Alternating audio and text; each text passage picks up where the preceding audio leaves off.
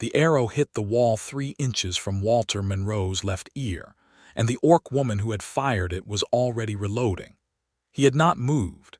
He stood completely still in the middle of the dirt road that split Harrow's gate down its spine, his surveying satchel hanging from one shoulder and his mouth open in a way that was not particularly dignified.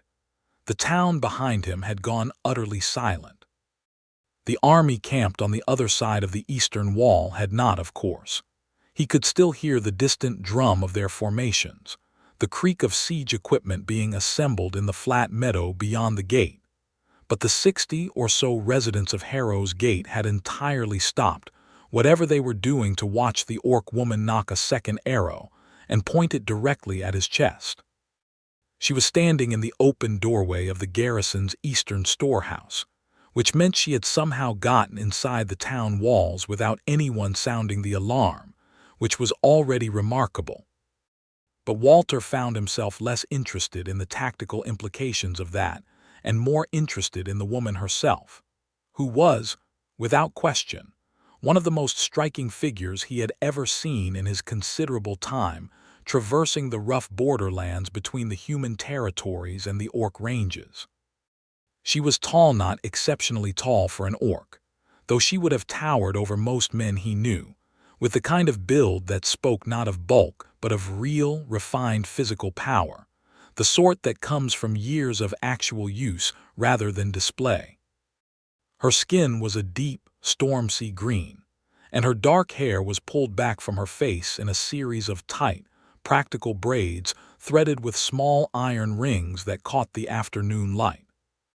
Her armor was warrior's leathers, fitted close to her frame, a vest of layered, dark-coiled leather panels that crossed over her chest and laced at the sides, leaving her muscular arms bare from the shoulder, paired with close-fitted riding breeches of the same treated hide that were tucked into knee-high boots reinforced along the shins with hammered iron strips. A short, hooked blade hung at each hip, and the bow in her hands was a recurve of extraordinary quality, bone-laminated at the tips. Her jaw was strong, her lower canines just visible below her lip, and her eyes fixed on Walter with an expression that was not quite homicidal but was certainly committed, were a shade of amber that reminded him of resin over old wood. "You," she said, "are standing in my exit route." Walter looked behind him. Then he looked at the arrow in the wall, then he looked back at her. "You shot at me," he said. "I shot next to you. If I had shot at you, we would not be having this conversation." That was, he had to admit, a fair point. He stepped to the side. She moved immediately, dropping from the doorway to the ground with the fluid economy of someone who had been doing exactly this sort of thing for a long time, and she was almost past him when the garrison commander, a red-faced man named Hartwell who sweated through every shirt he owned, came barreling out of the adjacent building with 4 guards at his heels and a crossbow aimed directly at her. "Hold her," Hartwell bellowed. "Orc spy. She's been in the records room. She hasn't," Walter said. Everyone stopped. Walter did not entirely know why he said it. He had been in Harrow's gate for only 4 days, employed by the town council to survey the defensive perimeter and produce updated maps of the surrounding terrain, before things went entirely sideways with the army outside. He had no particular authority here, no standing, and no sensible reason to insert himself into an altercation between the garrison and an orc warrior who had just put an arrow next to his ear. And yet something about the whole picture did not sit right with him. "The records room is on the north side of the storehouse," he said, because he had in fact been inside it that morning. "She was in the east end. That's supply inventory, dry goods and arrow stock." He paused. "Actually, probably arrow stock specifically, given the bow." Hartwell's face moved through several colors. "Who are you to—" "He is correct," the orc woman said with a calm that seemed to cost her nothing. Her amber eyes moved to Walter with an expression he could not entirely read. "I was resupplying. Your merchant outside the north gate has been cutting his arrow fletching. I needed reliable shafts." "That is still theft from the garrison stores," Hartwell said. "You have 300 arrows in that room you cannot use because your bowmen were sent to the South Road a week ago. I counted the tracks in your courtyard. You have 11 fighters left who can draw." She let the bow rest across her shoulder. "I have one and I am her." The silence stretched. Walter watched Hartwell's crossbow waver. "She is not a spy," Walter said, more quietly this time, not performing for the crowd but speaking to Hartwell directly. "If she were a spy for Verk's army, she would have been through that records room, and she would not have announced herself by firing past a civilian in the open street. Spies do not do that." "Then what is she?" Walter looked at the orc woman. She looked back at him, and for just a moment something shifted in that amber gaze, not gratitude exactly, more like assessment, the way a person recalibrates their estimate of a thing they had not initially thought worth estimating. "She is a free fighter," Walter said, "looking for arrows, same as everyone else in this town right now." That was the beginning of it, not particularly romantic, but accurate. Her name was Murbul Frostwolf, and she had been outside the walls of Harrow's gate for 2 weeks before she had come inside them. She told him this later that evening, in the corner booth of the town's single working tavern, the Cracked Yoke, which had been a far more cheerful establishment before an army of 3,000 soldiers had set up camp 400 yards from the eastern gate. She had not exactly invited him to sit with her. She had simply not told him to leave, which, as Walter was beginning to understand, was Murbul's version of an open invitation. The tavern was 3/4 full of anxious townspeople, and the handful of militia fighters that Harrow's gate could scrape together. Most of them were watching Murbul with the kind of naked wariness that Walter had seen directed at orc travelers all his life across the borderlands. Not quite hostility, not quite fear, something in the tense corridor between them. Murbul ignored it with a completeness that suggested she had been ignoring it for a very long time. "You have been outside the walls for 2 weeks, Walter said, while Verk's army assembled." "Yes." "Doing what?" "Counting, watching, mapping their formations." She took a drink from her cup without taking her eyes off the middle distance. "Someone has to." Walter pulled out the folded leather case that held his current survey sheets. He spread them on the table, not the finished maps, which were clean parchment, but his working sheets, which were covered in notation and measurement marks and small, careful drawings of terrain features. She looked at them, and he watched her eyes change. It was subtle, but it was real. A kind of focused attention replaced the careful blankness she wore around the room. "You marked the slope wrong," she said, pointing to the terrain east of the gate. "I know, I haven't corrected it yet. I was working from the tower site this morning and the angle was off. You've been on that ground recently." She studied him for a moment. Then she pulled the sheet closer and took the charcoal stick he was not yet offering, and with 3 precise lines corrected the slope, added a notation for a dry creek bed he had missed entirely, and indicated with a small mark the position of Verk's supply wagons. "That is very specific," Walter said. "I was close enough to read the marks on the barrels." "That is extremely specific." Something that was almost a smile touched the corner of her mouth. "I was not always visible to them." He looked at the creek bed notation, then at her. Then he picked up his own charcoal and started asking questions, and she answered them, and 2 hours went by that neither of them seemed to notice. And when the tavern keeper started extinguishing the overhead lanterns as a cost-saving measure, Walter looked up and found the room half empty, and Murbul watching him with an expression that was no longer the careful blankness she had worn when he sat down. It was something quieter and more careful than that. Something she seemed to be holding very still, as though it might break if she moved too fast. "Why did you speak for me?" she asked. "In the street." "Because you were right," Walter said. "About the records room, about the arrows, about the bowman being gone. That did not obligate you." "No," he agreed, "but it seemed like the right thing to do. Hartwell was going to have you locked up on no real evidence, and you know things about what is outside that wall that this town desperately needs to know. Locking you up would have been stupid." Murbul was quiet for a moment. Most humans would not have thought through that chain of logic quickly enough to say it out loud before Hartwell fired. "I am a surveyor," Walter said. "My whole occupation is seeing the shape of things accurately and quickly. Terrain, distances, defensive angles." He paused. "People sometimes." He was 31 years old. lean and weathered in the way that men who spend most of their lives outdoors become weathered, with dark hair that needed cutting and hands that were permanently ink-stained at the fingertips. He was not a remarkable-looking man. He knew that. He was the kind of man who could walk through most settlements without anyone particularly noticing him, which was, professionally speaking, quite useful. He had a company contract with the Borderland Survey Office out of Millhaven, which paid him adequately and sent him alone to difficult places with a satchel full of instruments and an expectation of precise, usable maps. It was solitary work. He was, most of the time, solitary in it. Murbul Frostwolf was not looking at him like he was unremarkable. She was looking at him like she was taking measurements. "I need to sleep," she said, standing abruptly. "I have been awake since before dawn."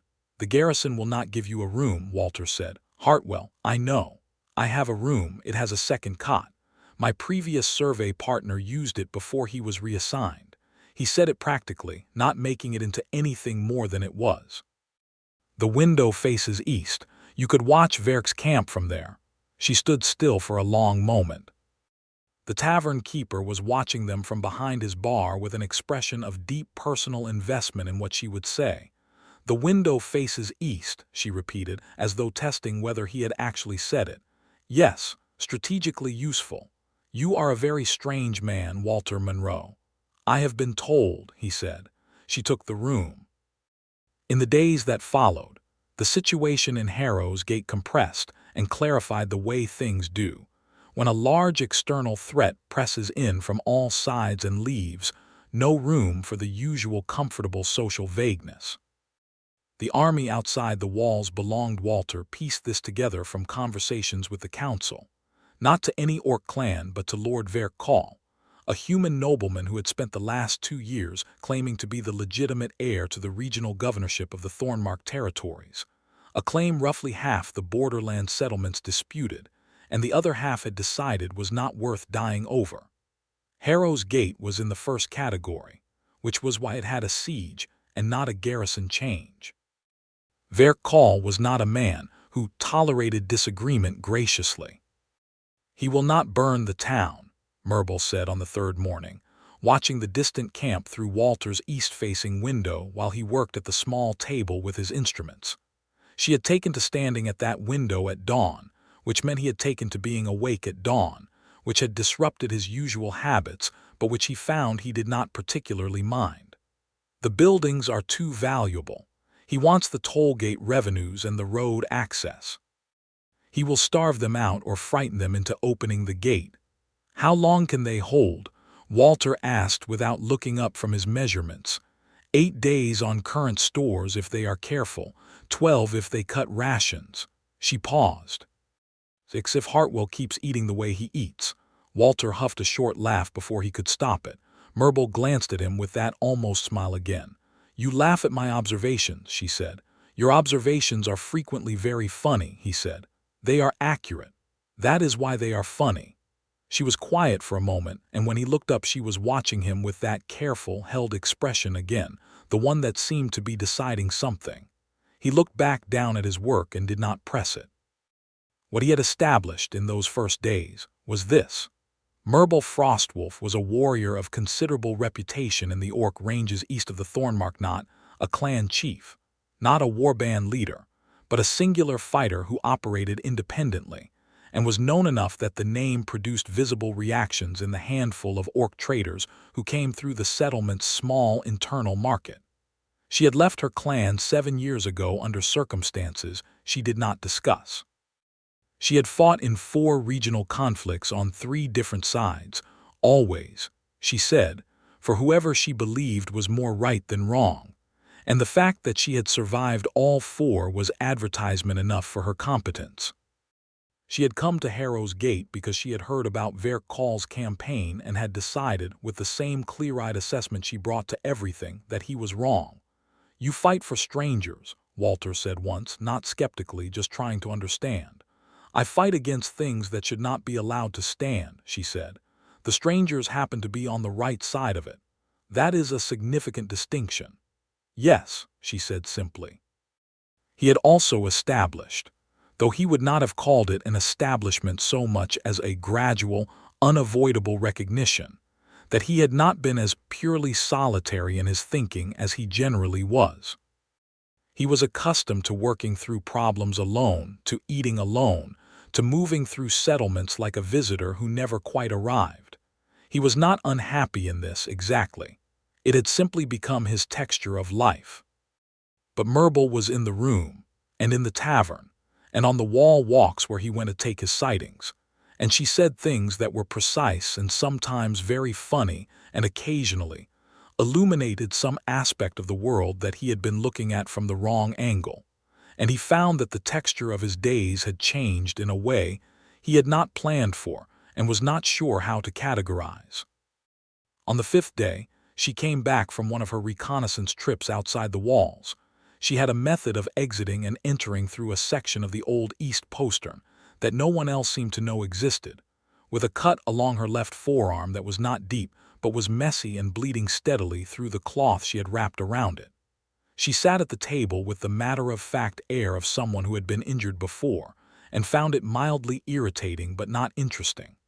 "Let me see it," Walter said. "It is fine."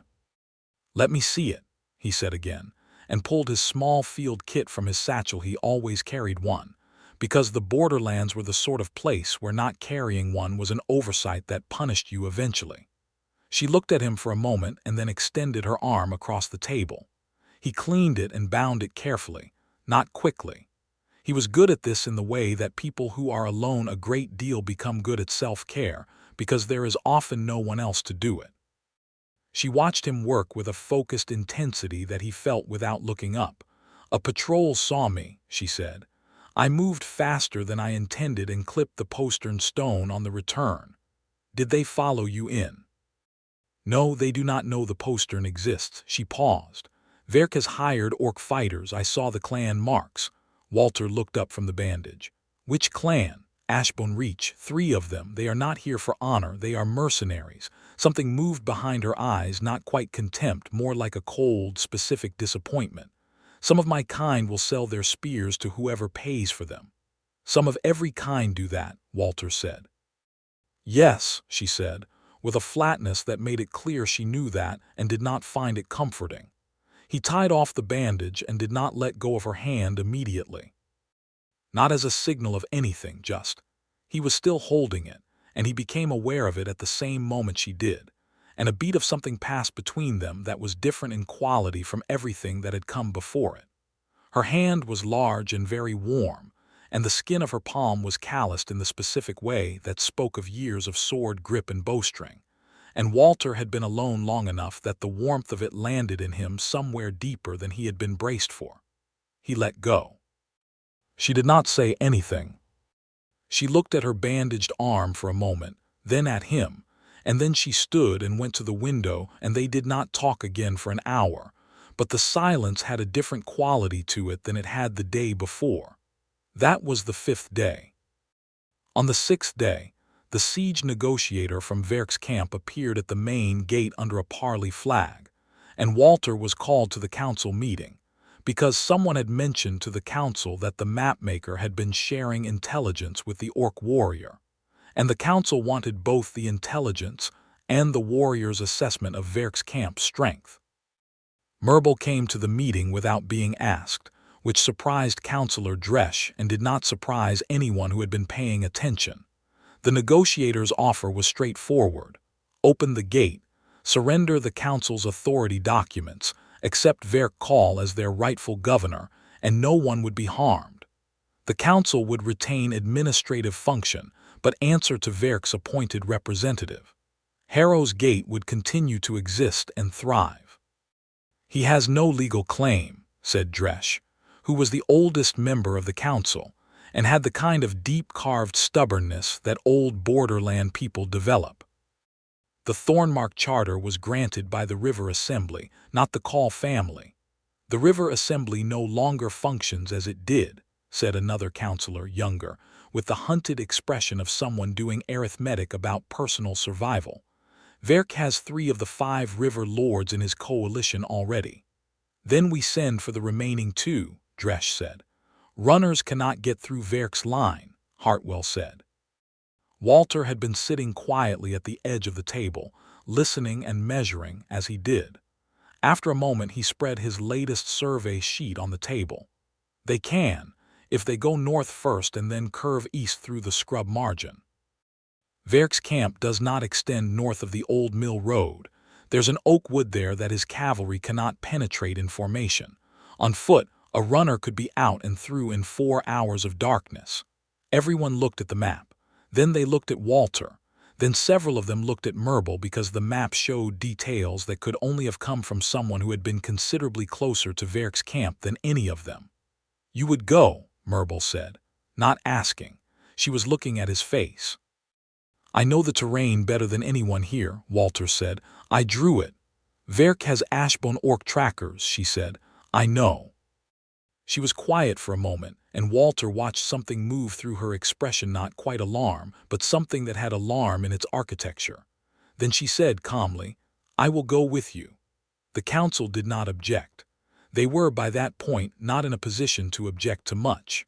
They left at the second hour past midnight, when the moon was behind its cloud cover and the camp fires on the eastern meadow were burning low.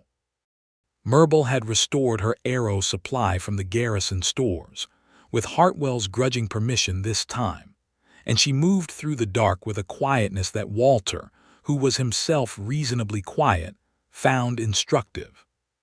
He was quiet because he had learned to be, because the borderlands rewarded it.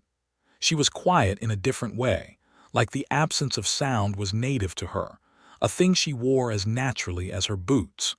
The oak wood was as Walter had mapped it, dense, the ground carpeted in last autumn's leaf layer that would make noise but which the trees themselves would absorb and scatter. They moved north first, angling away from the camp, and the cold pressed in from all sides with the specific intimacy of late-season borderland nights. Walter could see his breath. He could hear hers, very slightly, just to his left. They were 3/4 of the way through the wood when she stopped him with a hand flat against his chest, not grabbing, just pressing, an immediate physical command, and they both held still. Walter did not breathe. In the darkness ahead, perhaps 40 feet, there was the specific creak shift of human weight on fallen wood. One of Verk's soldiers, either a patrol they had not accounted for or a sentry posted outside the standard line. Murbul's hand was still flat on Walter's chest. He could feel his own heartbeat against her palm, which seemed like a large amount of personal information to be sharing with someone in the middle of a reconnaissance mission. He did not think about it. He thought about the soldier in the dark. He put his own hand over hers, not romantically, just to acknowledge that he understood, that he was waiting, and they both stood perfectly still until the creak shift moved away northward and faded. Her hand left his chest. He felt the absence of it. They got the runner out through the eastern margin 2 hours before dawn. A young woman named Tarse, who ran messages for the council, and who had the particular lean, tireless build of people who have been running messages since childhood. Walter handed her the sealed council document and a second, smaller note he had written himself, which was addressed to the survey office in Millhaven, and which requested, with careful professional language, that the office forward documentation of the Thornmark Charter's legal provenance to the 2 remaining river lords, because Walter had learned over years of borderland work that paper very often did what swords could not. They came back through the oak wood in the pre-dawn gray, and the return was quieter than the outward journey, the urgent task completed, and the 2 of them settling into the particular rhythm that people settle into when they have done something difficult together and come out the other side of it. "You wrote a second note," Murbul said, not accusingly. She had seen him write it. "Bureaucratic," he said. "Legal documentation." Dresch is right that Verk has no legitimate claim, but right is not always enough without paper to back it up. She was quiet for a moment. "You fight with paper the way I fight with arrows. Less impressive at distance," he said, "but harder to set on fire."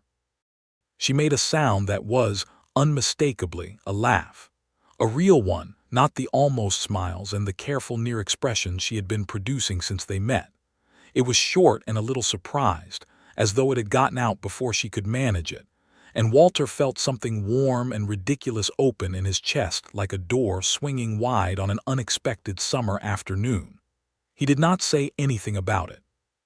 He walked, and she walked beside him, and the dawn came up gray and cold over the thorn-marked borderlands, and they got back through the postern without incident. The seventh day was the one where everything became undeniable, though it would not be fully acknowledged until the 8th. Murbul had gone back to the garrison storehouse with permission this time. A single parchment from Councillor Dresch that she carried in her breast pocket with the care of someone who had not often had permissions in writing to inspect the remaining weapons inventory. Walter was on the west wall with his transit instrument, taking updated measurements of the camp's expanded position, because sometime in the night Verk's people had extended their eastern line, and he needed to correct his charts. The wall walk was narrow enough that he and the garrison's single remaining senior guard, a large man named Paul who wore his armor like furniture he had been born inside, were essentially sharing the space. Paul had been watching Murbul since she arrived. Not with hostility exactly. Paul was not a hostile man, but with the specific wariness that long border living humans developed around orc warriors. The instinct-level caution, the way the body oriented itself toward a potential threat without the mind having entirely decided there was one. Walter had noticed it. Paul had not bothered to conceal it. "She is good at what she does," Walter said, not looking up from his instrument. Paul grunted. "The creek bed she marked on my survey map. I confirmed it this morning against the instrument readings. She was accurate to within 4 feet at 200 yards, in the dark from ground level without tools." "I do not doubt she is skilled," Paul said carefully. "Then what?" Paul was quiet for a moment, watching the camp. "She is an orc warrior in a town that is being besieged, partly by orc mercenaries, and you are asking me to treat that as unremarkable." "I am not asking you to treat it as unremarkable," Walter said. "I am asking you to treat it as what it is, which is a distinction between one person and a group of people she has no connection to except a shared species." "That is an easy distinction for someone who has not buried friends to the Eastern Wars," Paul said, and it was not hostile, just honest. Walter put down his transit instrument and looked at Paul directly. "I know," he said. "I know it is not a simple thing. I am not telling you it is simple. I am telling you she is here, fighting for Harrow's gate, and she will be better used to you as an ally than as a suspicion." Paul looked at him for a long moment. "You speak for her a great deal, Surveyor." "Someone needs to," Walter said, and heard, as he said it, the edge in his own voice that told him he meant it more than professionally. He picked up his instrument again and went back to his measurements, and Paul went back to watching the eastern camp, and neither of them said anything more. Murbul came to find him on the wall an hour later. She did not ask what he and Paul had discussed. She stood beside him while he finished his sightline readings, and when he lowered the instrument and rolled his notes, she said, without preamble, "You know that some humans look at you differently because you are with me." Walter had been aware of this. He had noticed the looks in the tavern, on the wall walks in the council room, the slightly puzzled attention directed at him, the social recalculation of who he was based on whose company he kept. He had filed it and moved on. "Some people look at me differently regardless," he said. "Surveyors are generally considered strange." "I am serious," she said. "So am I." He folded his notes into the case. "I spent 11 years mapping the borderlands alone, Murbul. I have been in 40 settlements from Millhaven to the Ashrock Passes. In most of them, I stayed long enough to finish my maps and then moved on, and I do not think I left a single lasting impression in any of them. People do not look at me at all, usually, so the looking, even the suspicious looking, is actually an improvement." She was very still beside him, and he was aware of it. "That is a sad thing to say," she said finally. "It is an honest one. It should not be true of you." He looked at her then, because there was something in the way she had said it that demanded being looked at. She was facing the eastern camp, her jaw set and her arms crossed over her chest, and the late afternoon light was hitting the iron rings in her braids and the leather of her vest and the sharp, clean lines of her profile, and Walter thought, with the completely inconvenient clarity of a man who has been allowing himself to not think something for a week, that she was extraordinarily beautiful. "Murbul," he said. "Do not," she said, still not looking at him. "I was not going to. Do not be kind about it." Her voice was careful in the way of someone managing something that is in danger of becoming unmanageable. "I have been a traveling fighter for 7 years. I am used to being looked through, looked at with suspicion, looked at as a weapon or a threat. I am used to that. What I am not used to is someone looking at me as though I am a person they want to know." She paused. "It makes it difficult to leave." "Were you planning to leave?" Walter asked. She did not answer immediately. The distant drum from Verk's camp rolled across the meadow. "I am always planning to leave," she said. "That is what I do." Walter said nothing. He was a man who had learned, across 11 years of solitary borderland work, that the most important thing you could do with a real answer was not bury it under more words. He let it stand.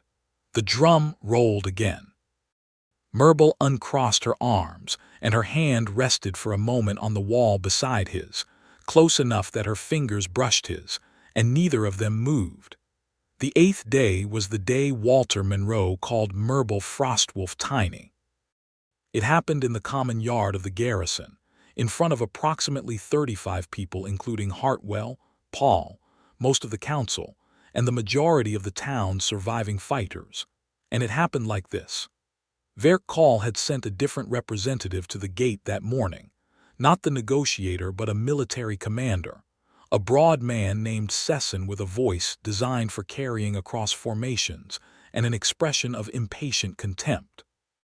Sesson's message was not the previous offer of negotiated surrender. Sesson's message was a deadline: open the gates by noon or face a full assault. He had also brought, as a demonstration, 3 of the Ashbone Orc mercenaries, standing in a loose line behind him with their arms crossed, because the implication was clear: look what I have on my side, and think carefully about what you have on yours. The town had assembled to hear it, because towns always assemble for the thing they are most afraid of, and the crowd in the common yard was quiet in the way of people who have run out of reassuring stories to tell themselves. Hartwell stood at the front with his crossbow, because Hartwell always had his crossbow, and Murbul stood to the left of the gate, where she had positioned herself when she heard Sesson was coming, because Murbul always positioned herself where the angle was best. Sesson looked at her. His eyes moved over her with the measuring contempt of a man who uses other people's orc fighters as performance props, and has therefore filed all orc warriors under the category of available property. "You have an orc of your own," Sesson said to the assembled crowd, with the tone of a man making a wry observation for his own amusement. "What's she doing in there keeping the surveyor's maps flat?" There was a tight, cowardly ripple of uncomfortable laughter from somewhere in the crowd, the kind that happens when people are scared and a dangerous man makes a joke. Walter Monroe was standing 12 feet away with his survey satchel on his shoulder, and he looked at Murbul, and he saw exactly what passed across her face in the 2 seconds after Sesson said it. Not hurt, nothing so simple as that. Something older and more contained, the practiced closing down of a person who has spent years hearing exactly this category of comment and has built a wall around the place where it used to land. She was not going to react. She was going to let it wash past her like water off stone, because she had learned to, because she had had to. Walter turned to Sesson. "She is the best fighter in this garrison," he said clearly, so the whole yard could hear it, "by a considerable margin." Sesson looked at him with the mild surprise of a man who is not often talked back to. "She tracked, mapped, and memorized the positions, numbers, and supply situation of your entire eastern camp from the ground, at night, over a 2-week period, while remaining entirely undetected," Walter continued. "She corrected my survey measurements to within 4 feet without instruments. She has better tactical understanding of your commander's intentions than anyone on this side of the wall, and she has been more useful to this town in 8 days than your siege has been threatening it." He paused.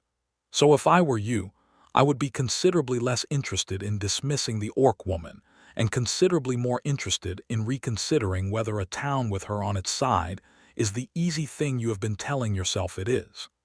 Sesson stared at him. Murbul was looking at Walter with an expression he had not seen on her before. The careful, held quality was gone. Whatever she had been holding still was no longer still. The yard was absolutely silent. "Take your deadline and go report to Verk," Hartwell said, and it was remarkable, Walter would think later, how much easier it is for people to be brave once someone else has started, that we have heard it and rejected it. Sesson left.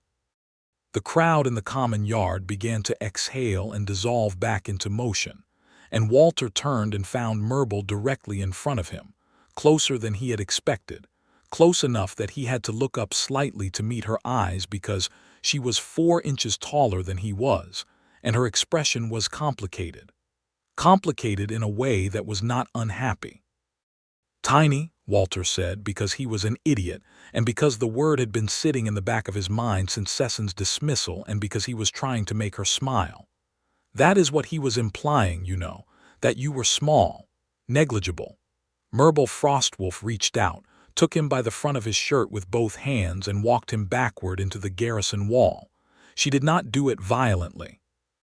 She did it with the complete, unhurried authority of someone who is very strong and fully aware of it, and Walter's back met the stone wall with a solid thump that he would feel in his shoulders for the rest of the day.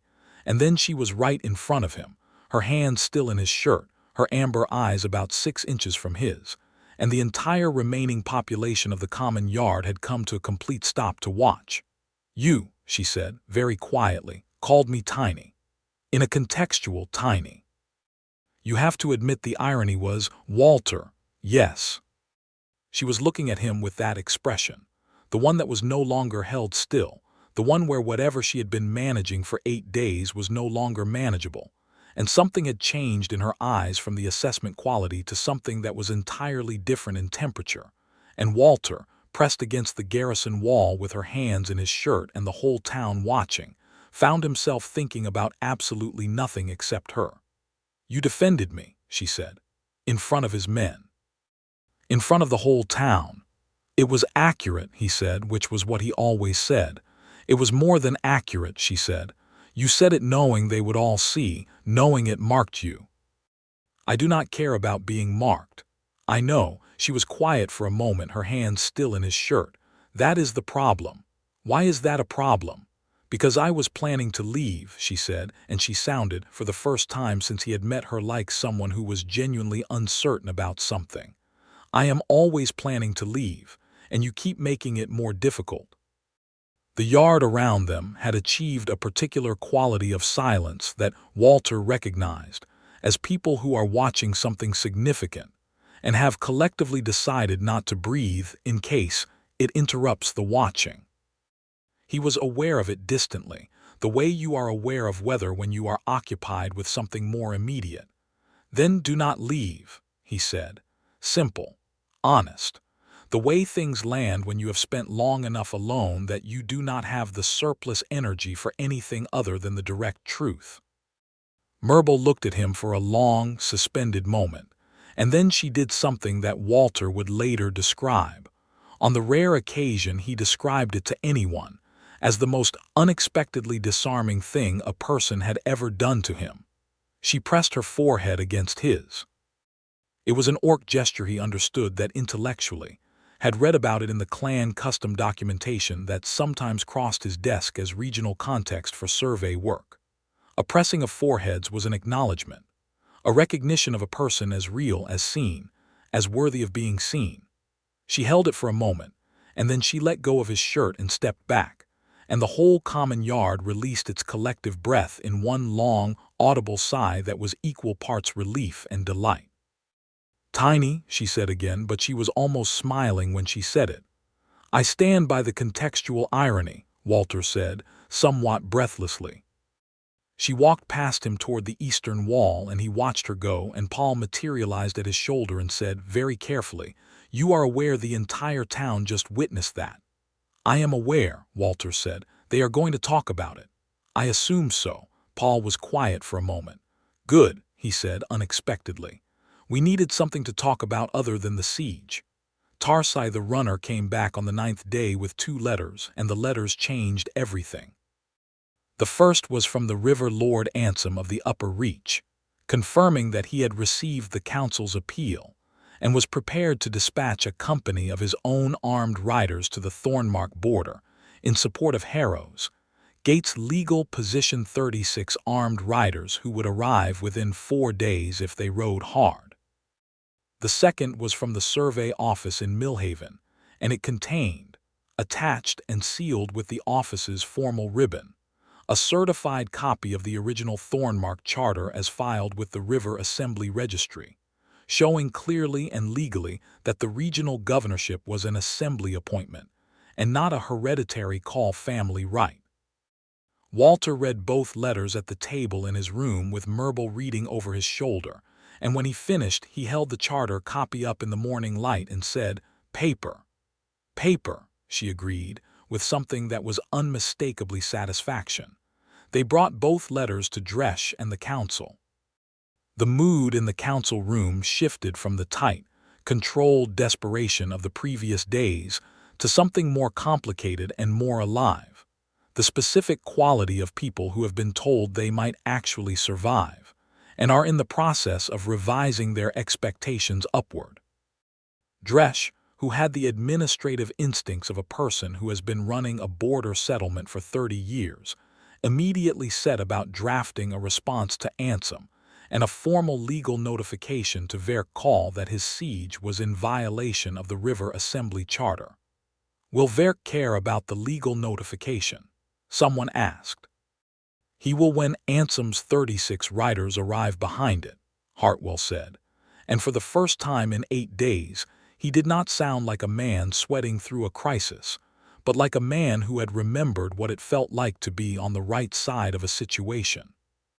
The 4-day wait was the most tense period Walter had experienced in the whole affair, which was saying something given the arrow next to his ear on the first day. Verk did not assault. He also did not leave. His camp sat on the eastern meadow with the patient menace of an army that is committed but not yet committed to action, and the town held itself in the suspended state of something that is not resolved but is no longer without hope. Walter worked.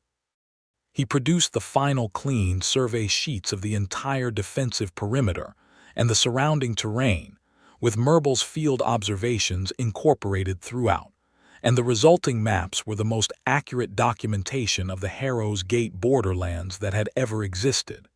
He knew this not from modesty but from professional assessment. Murbul watched him work, sometimes. Not always. She had her own patrols, her own reconnaissance, her own watchful maintenance of the perimeter that she had appointed herself to without anyone asking her to.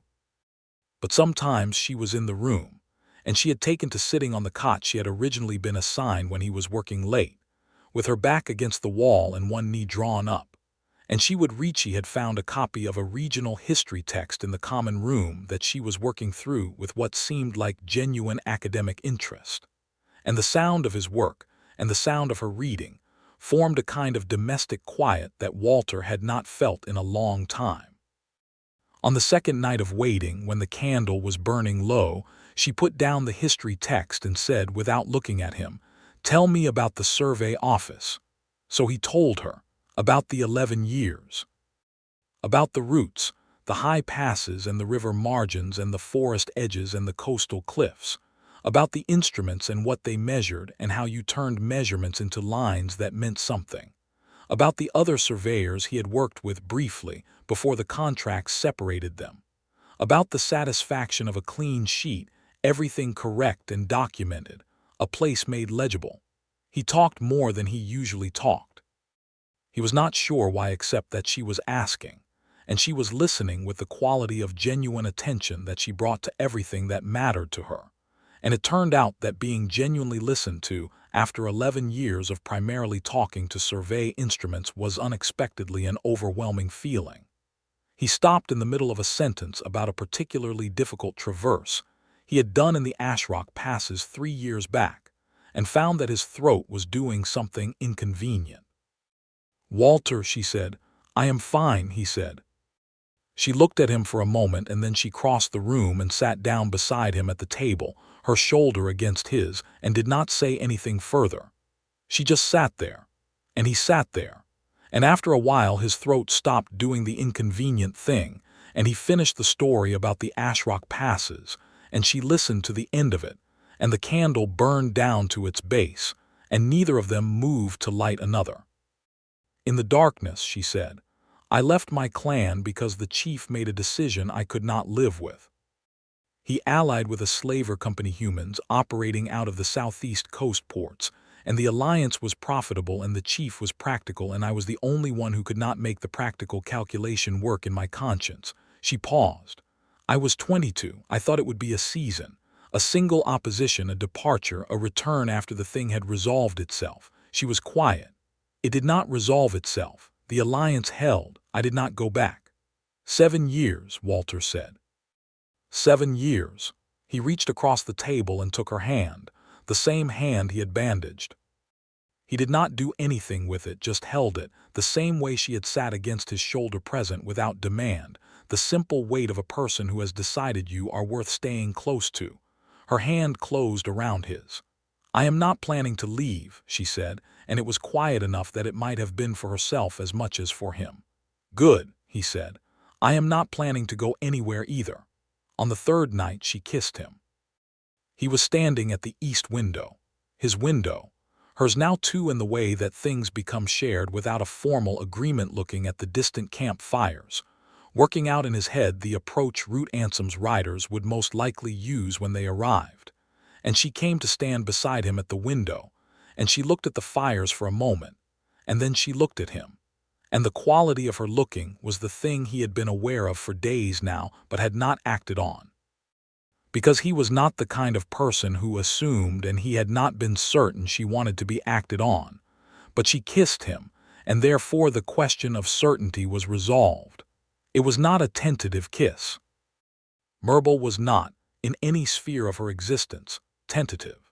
She turned to him, and her hands found his face, those large, warm, calloused hands, and she kissed him with the directness and intention of a person who has decided something and is seeing it through.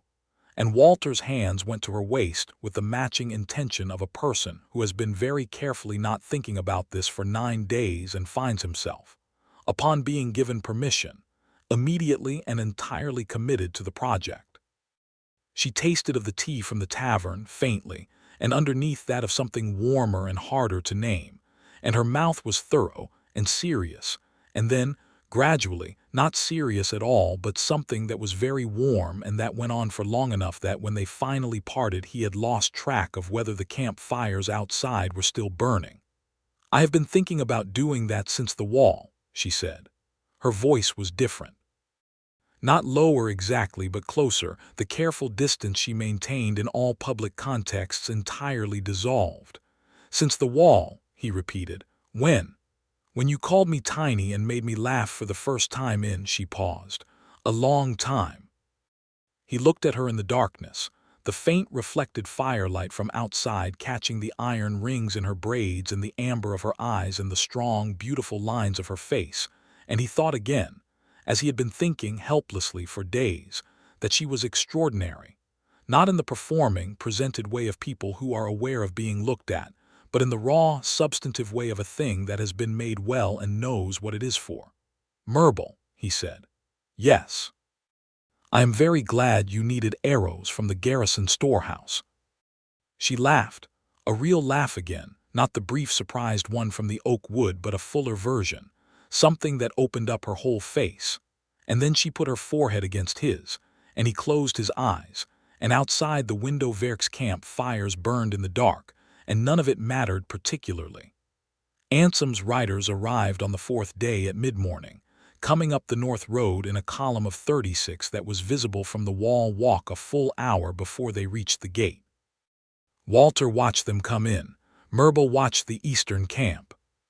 What they both watched, simultaneously, was the deliberate and unmistakable withdrawal of Verkal's forward position, the eastern line pulling back by 200 yards, then further, the siege engines being broken down and loaded onto wagons with the joyless efficiency of men who have just received a communication that changed their instructions.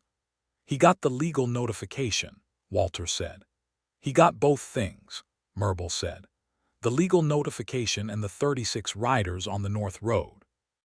He is not an unreasonable man. He is simply an ambitious one, and ambition without realistic odds is just stubbornness. Are you disappointed, Walter asked, that there was no fight? She looked at him with the amber eyes that he had learned to read fairly well in 10 days of close proximity. No, she said. Fights damage things I would prefer not to be damaged. Such as? Such as you, she said simply, as though this were not a significant statement but merely an observation in the category of accurate things. Walter Monroe, who was not a man given to displays that other people had to witness, nonetheless took her hand on the wall walk in front of Paul and 2 garrison soldiers and Councillor Dresch's secretary, who was positioned on the wall for note-taking purposes and whose pen stopped moving for a full 10 seconds, and none of the people watching seemed to find it remarkable, which was its own kind of revolution. Verkal's army was fully withdrawn by the following morning. He was not done. Everyone understood that. Dresch had already sent for a formal legal delegation to meet Ansom's people and shore up the charter protections. But he was done with Harrow's gate for the foreseeable future, and the foreseeable future was what the town had. Ansom's riders set up a temporary garrison at the eastern gate. The council sent letters to every settlement in the Thornmark region with copies of the charter documentation, and Harrow's gate exhaled, collectively and finally. Walter finished his maps. The official survey of the Harrow's gate defensive perimeter and surrounding borderlands was the most complete and detailed set of documentation the survey office had ever received from this region, and he knew it. He rolled the master sheets with the care he always took, careful hands, proper cylindrical case, waxed end caps, and he wrote his field report with the same careful precision he always used. And when he had sealed the report and the maps, he sat for a while with his hands flat on the table and thought about the survey office in Millhaven, and the next contract, and the 41st settlement he would eventually pass through without leaving a lasting impression. Murbul came in. She looked at the sealed case on the table and then at him. "You have finished," she said. "Yes." She sat down across from him. She was in her warrior's leathers, same as always, the fitted dark-oiled vest, the riding breeches, the iron-reinforced boots, and her braids were freshly arranged, which he had noticed she did every morning with the same methodical attention she brought to every maintenance task. She looked, as she always looked, completely herself. "You are going to Millhaven," she said. "That was the original plan," Walter said. "File the maps, receive the next contract, go to wherever the next contract is." "And where will the next contract be?" He looked at his hands. "I have not been formally assigned one yet. I am technically between assignments once I deliver these." "Technically between assignments," she repeated. Something in her expression was doing the careful, held thing again, but it was different now than it had been in the first days, less defended, more readable. She was keeping something still because she was not sure how it would land, and he recognized that because he had been doing the same thing. "Murbul," he said, "what are you planning to do?" She was quiet for a moment. "I had been considering moving east," she said. "There are territories in the upper Ashbourne Range where the conflict situation is developing in a direction that concerns me. The kind of direction where someone with my particular skills might be useful." She paused. "That was what I was planning before Harrow's gate." "Before the arrow next to my ear," he said. "Yes. And now?" She looked at him, and the careful held thing released, and she said, "Now I want to know if the survey office in Millhaven would be interested in a field partner who can read terrain without instruments, track a patrol in total darkness, correct a surveyor's measurements to within 4 feet, and occasionally source arrows from garrison storehouses." Walter was quiet for a moment. "That is a very practical framing," he said. I'm a very practical person. Murbul, are you asking to come with me? I am presenting my relevant qualifications, she said, and she was fighting the smile the way she had fought the laugh in the oak wood, and it was just as lost a battle this time. You may draw your own conclusions. He was around the table before she had finished the sentence, and she stood to meet him. And the things that happened next were not particularly available for public documentation, but were, in every essential respect, the opposite of the careful, managed distance they had both been maintaining since the beginning, and were warm and earnest and entirely mutual, and the sealed maps on the table remained sealed. They left Harrow's gate together 5 days later, on a clear morning with the frost still on the ground, and the oak wood to the north standing bare and silver in the early light.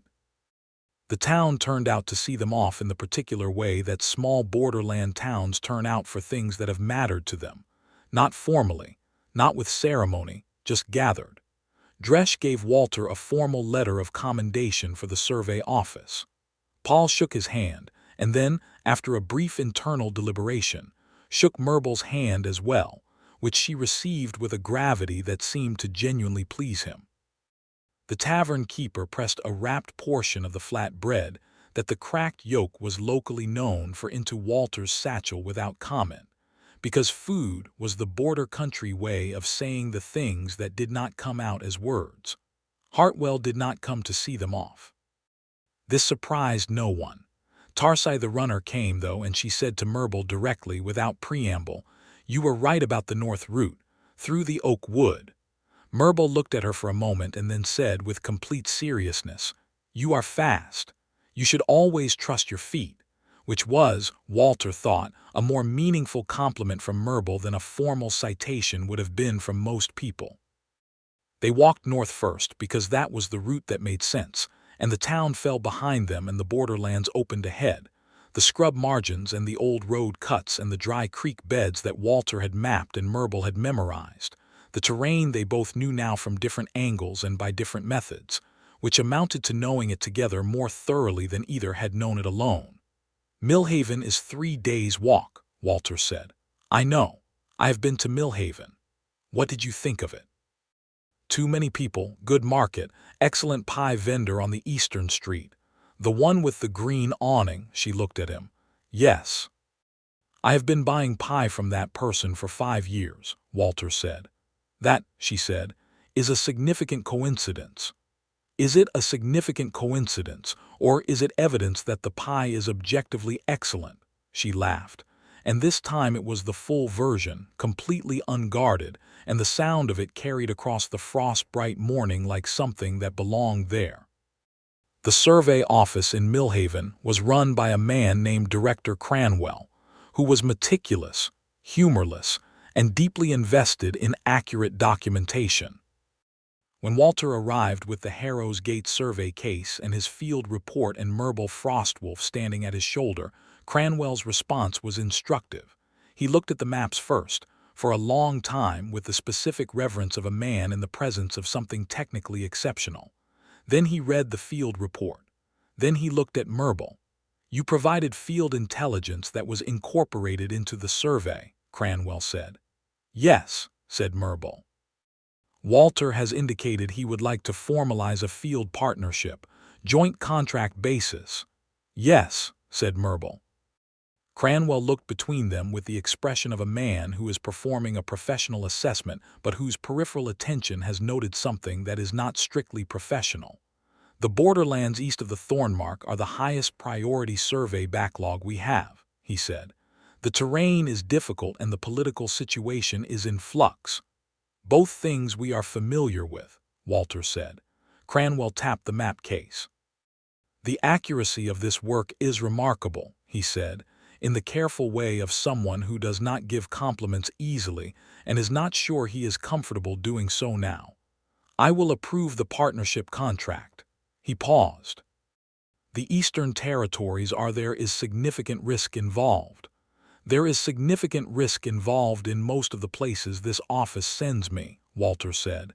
"Yes," Cranwell said, "I am aware." He approved the contract. It was the most ordinary and bureaucratic moment of an experience that had not, in general, been ordinary or bureaucratic.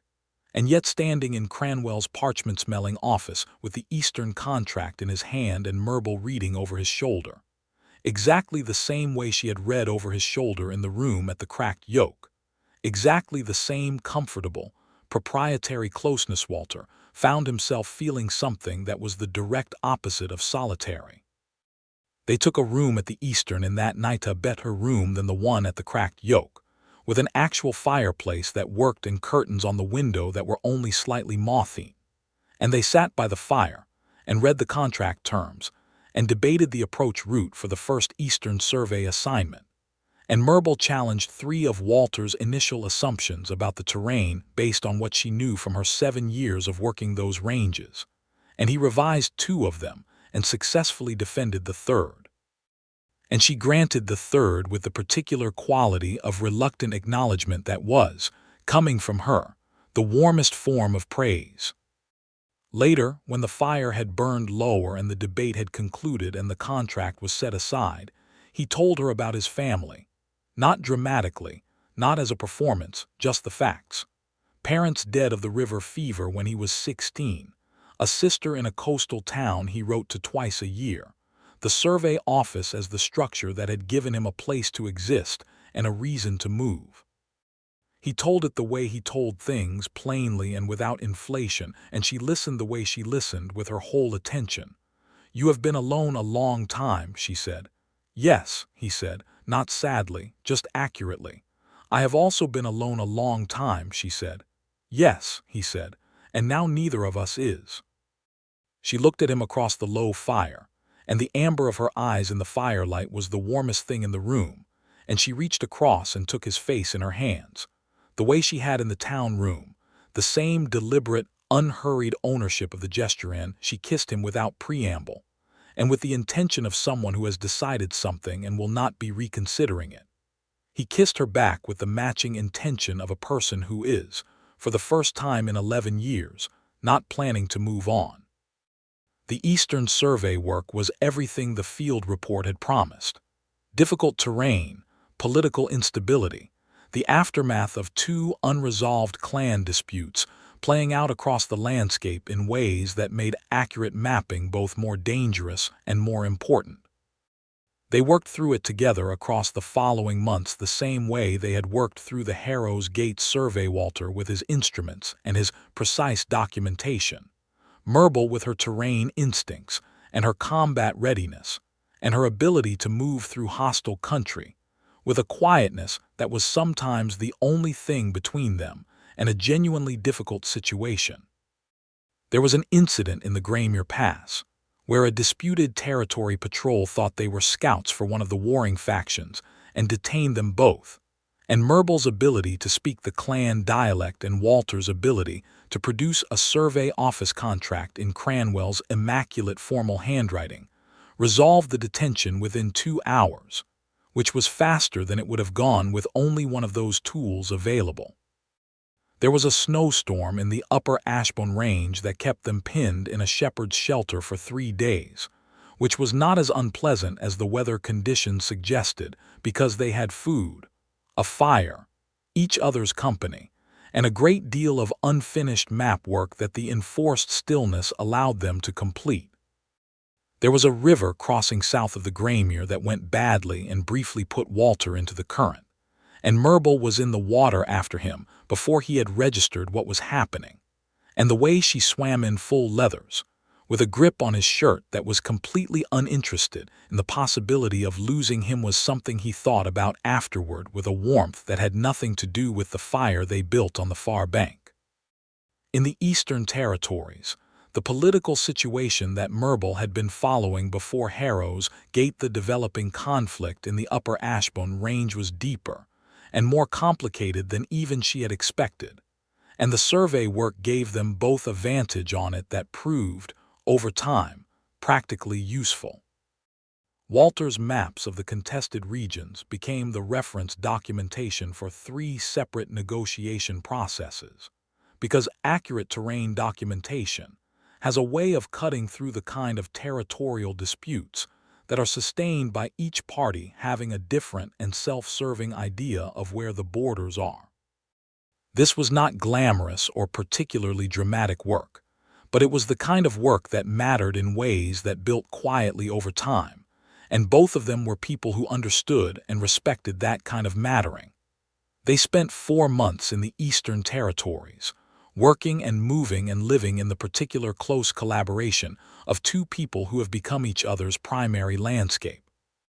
They argued, not badly, not destructively, but genuinely, because they were both people with strong assessments and clear principles, and the confidence to maintain positions they believed in.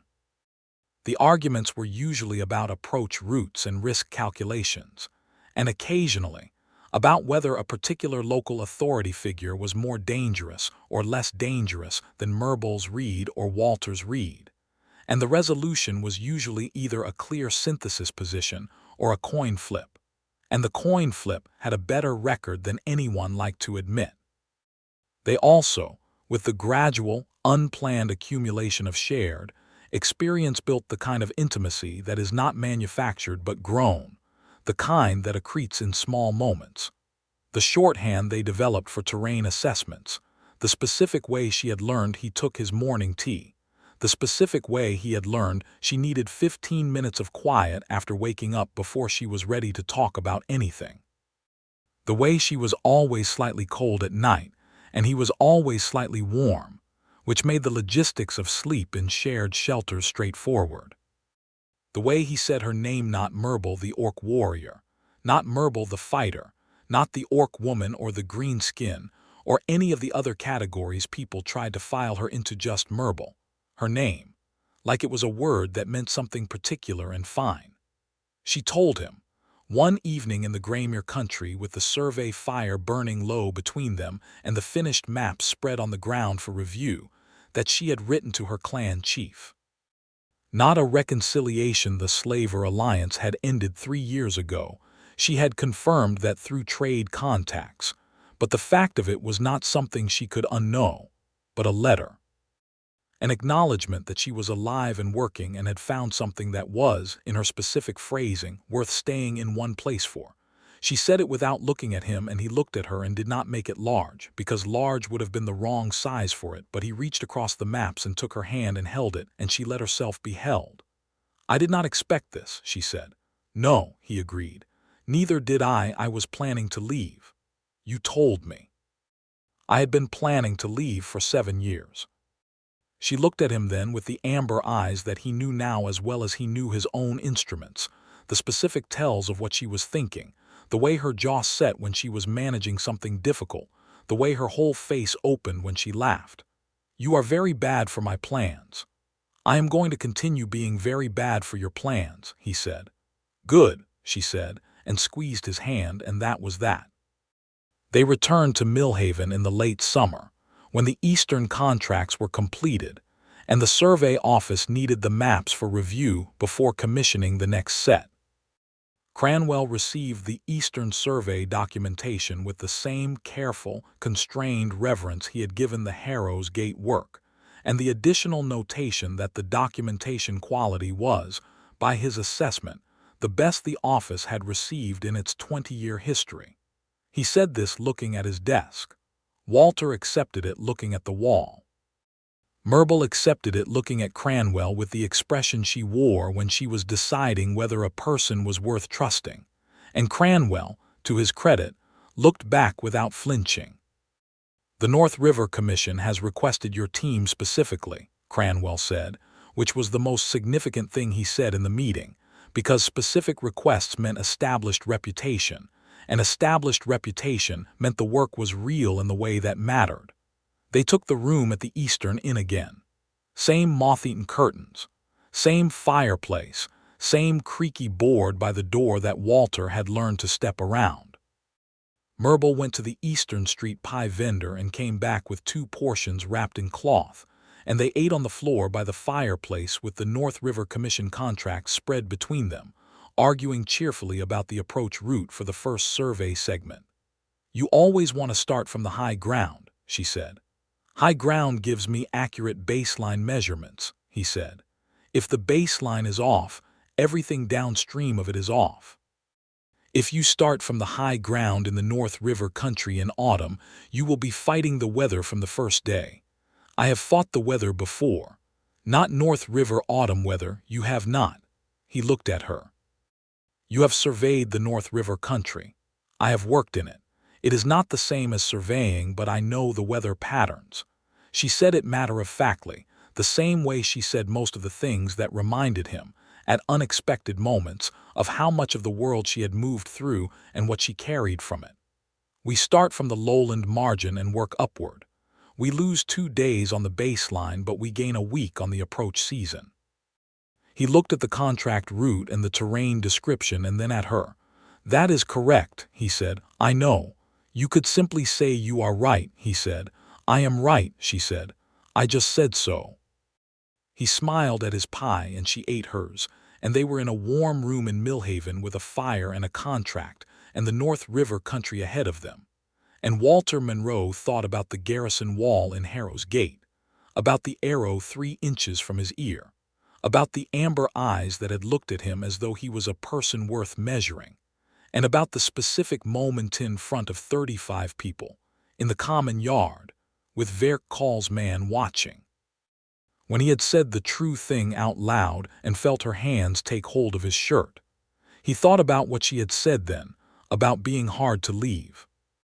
He thought about 11 years alone on the borderlands with his instruments and his maps and his survey office contracts and his sister's twice-yearly letters, and about how different the texture of a life could become when someone genuinely chose to be in it.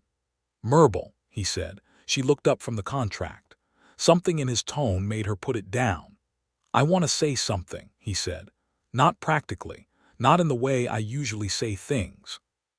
She watched him with the full, careful attention that was the thing he had first noticed about her and had never stopped finding remarkable. The way she listened, as though listening were itself a skill she had decided to be excellent at. He started again. I have been alone for a long time. I was good at it. I am still good at it in the sense that I know how to function in it. But I had stopped noticing that there was a difference between being good at something and being glad to be doing it. He looked at his hands. You changed that, not by doing anything specific, just by being who you are, by choosing to stay. He looked up. I do not take that for granted. I know I should say that more clearly than I do, so I am saying it now. I know what it is that you chose. I know what you gave up for it, and I intend to spend a considerable amount of time being worth that choice. Murbul was quiet for a long moment. Walter, she said, and her voice had the quality he had come to know as the one she only used when she was not managing anything, when the careful distance was entirely down. You have been worth it from the beginning. You were worth it when you stepped out of the way of my exit route and then defended me to a garrison commander you had just met. She paused. You were worth it when you called me tiny and made me angry enough to pin you to the wall and then made me laugh at the same time, which is not something many people can do. She looked at him steadily. I am not here because of what you intend. I am here because of what you are.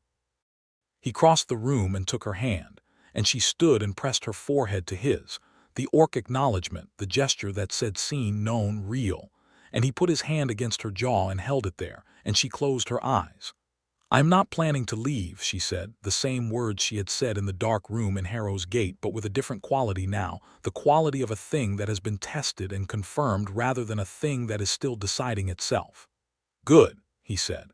Neither am I.